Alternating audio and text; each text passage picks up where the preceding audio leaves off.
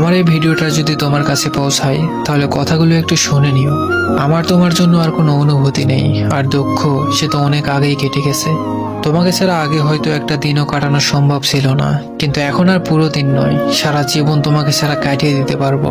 তবে কষ্টে নয়, বেশ হেসে খেলেই কাটিয়ে দিতে পারবো।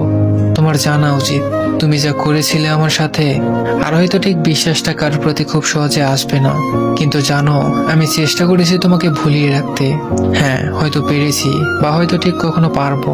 তবে তুমি একদিন আফসোস করে বলবে কিভাবে একটা মানুষকে তুমি দিনের পর দিন আঘাত দিয়ে দিয়ে পরিবর্তন করলে।